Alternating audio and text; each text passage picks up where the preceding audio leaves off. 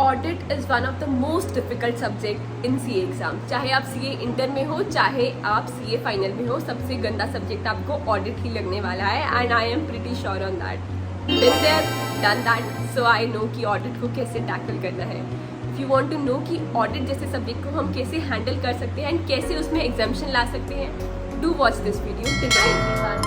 Welcome to my channel. My name is Tanvi Sukhija and I am on a mission to help students and freshers to launch their career in the professional world by rising from mediocrity।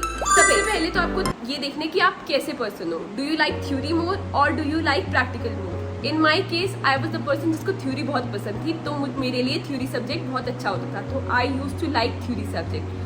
If you are one of the person जिसको theory बहुत पसंद है, congratulation, you are already one step ahead of those जिनको theory पसंद नहीं है, तो आपके लिए थोड़ा सा ईजी हो जाएगा as compare to the other person. Number 2, ऐसा नहीं है कि अगर आपको प्रैक्टिकल पसंद है तो आपसे ऑडिट बिल्कुल हो ही नहीं पाएगा। This is not the case. आपसे ऑडिट बिल्कुल आसानी से हो जाएगा, बट आपको थोड़ी सी एक्स्ट्रा एफर्ट्स लगेगी। जैसे ऑडिट में 3 कैटेगरीज के डिविजन है इन सीए फाइनल। एक प्रोफेशनल एथिक्स, एक है कंपनी ऑडिट एंड एक है स्टैंडर्ड्स ऑन ऑडिट। तो आपको देखना है कि इसमें सबसे इजी क्या है। Professional ethics very easy, you will have to learn at maths. जितना ज़्यादा वर्डिंग्स पे ध्यान दोगे ना ऑडिट में, उतने ज़्यादा मार्क्स आपके लिए इजी हो जाएंगे स्कोर करना ऑडिट में। प्रोफेशनल एथिक्स कंपैरेटिवली इजी है अदर टॉपिक से, तो आपको क्या करना है, प्रोफेशनल एथिक्स अच्छे से पढ़ना है, सबसे पहले करना है, और उसको जितनी बार अच्छे से रिवाइज हो सकता है उतना करना है।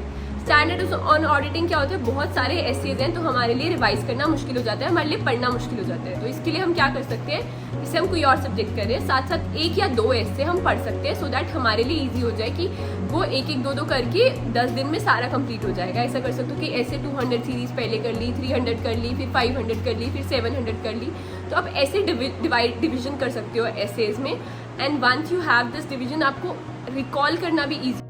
रिकॉल इज समथिंग लाइक कि आपको पता है कि ऐसे 700 सीरीज में ये 3 ऐसे हैं, मुझे ये 3-4 ऐसे अच्छे से पता है, और मुझे इसका अंदर का कंटेंट भी पता है बेसिक। तो आप जब माइंड में सोच रहे हो ना, तो आप देख लो कि उसमें यहाँ क्वालिफाइड ओपिनियन है, उसमें अनक्वालिफाइड ओपिनियन है, उसमें ऑडिट रिपोर्ट की कंटेंट्स के बारे में है, तो अपने दिमाग में ना एक पिक्चर बना लो, फ्लो चार्ट्स बना लो कि हाँ इसके बाद ये आ रहा है, इसके बाद ये आता है, तो इसलिए इससे आपको रिवाइज करना ईजी हो जाएगा।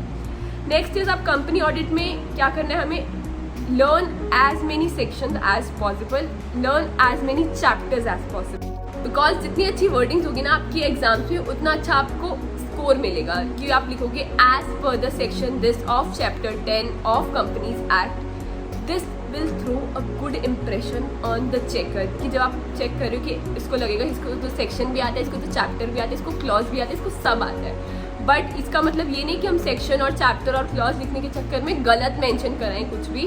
अगर आप सेक्शन सही लिखोगे ना, तो उसका कुछ एक्स्ट्रा मार्क्स नहीं है, बट इंप्रेशन अच्छा पड़ेगा। बट अगर आप सेक्शन गलत मेंशन करोगे, उसका मार्क्स जरूर कटने वाला है। तो जब सेक्शन नहीं पता तो लिखना है as per the relevant section of chapter 10 of companies act. But अगर सही पता है, आप 100% कॉन्फिडेंट हो कि हाँ ये सही है, तो लिख के आना है, वरना नहीं लिख के आना। As per the relevant provisions लिख देना, कुछ भी लिख देना, बट सेक्शन मत मेंशन करना if you are not sure about section in the exam hall, क्योंकि उसका मार्क्स डेफिनेटली कटने वाला है। नेक्स्ट इज, ऑडिट को हमें ना रिवाइज करते रहना पड़ेगा। चाहे आप कुछ और सब्जेक्ट करो, 10 मिनट दे दो कि मुझे ये वाला सब्जेक्ट, ये वाला टॉपिक रिवाइज करना है उन 10 मिनट में। तो ऐसा कुछ नहीं है कि आप ऑडिट को एक बार पढ़ लिया उसको हम छोड़ सकते हैं। FR ऐसा सब्जेक्ट है उसको हम छोड़ सकते हैं, SFM ऐसा सब्जेक्ट है कि हम उसको छोड़ सकते हैं, बिकॉज दोज आर प्रैक्टिकल, उसमें हमें कंसेप्ट क्लैरिटी है। ऑडिट एक ऐसा सब्जेक्ट है उसको हम छोड़ नहीं सकते, उसको हमें कॉन्टिन्यूसली रिवाइज करना पड़ेगा, सो दैट कि हम उसको अच्छे से क्लियर कर पाए।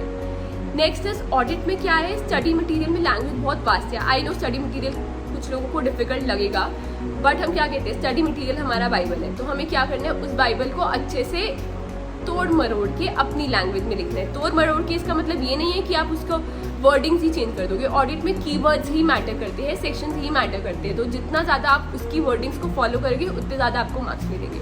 क्या कर सकते हो, आपको सेल्फ स्टडी कर रहे हो तो आप अपने समरी नोट्स बना लो साथ साथ। अगर आपने किसी की क्लासेस लिए तो उनके समरी नोट्स रेफर करो, उसमें कीवर्ड्स हाईलाइट करो। अगर वो भी नहीं पसंद आ रहे, अपने समरी चार्ट्स बनाओ, अपने रिविजन नोट्स बनाओ। Those are the best thing you can do for yourself for clearing the audit subject. Audit एक ऐसा सब्जेक्ट है जो आपको पास कराने से रोक सकते हैं, चाहे 1 नंबर से चाहे 2 नंबर से।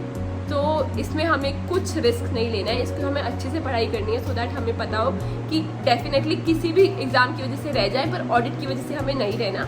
सबको लगता है बहुत मुश्किल है, बहुत डिफिकल्ट है, नहीं हो पाएगा, बट ऐसा कुछ नहीं है। अगर हमारी अच्छे से प्रिपरेशन हो रखी हो, अच्छे से रिविजन हो रखी हो, अच्छे से समरी नोट्स बने हों और अच्छे से हमने रेफरेंस दिया हो ऑडिट के पेपर में और अच्छे से अटेम्प्ट करा हो। अटेम्प्ट कैसे करना है कि पूरा स्टेप वाइज आंसर लिखा हो। सबसे पहले introduction, then what is the ask in the question, then main body of the content and then conclusion. ऐसे आपको पेपर में लिखना है सो दैट एग्जामिनर को अच्छा इंप्रेशन पड़ जाए, वो आपके मार्क्स काटने का कोई चांस आप बिल्कुल दो ही ना एग्जामिनर को। तो this is how you approach audit subject while writing the answers in the exams, and I hope this video has helped you. If you have any questions, you can write down in the comment section. Thank you for watching the video. Please give it a thumbs up and share it with your friends so that it may benefit them as well.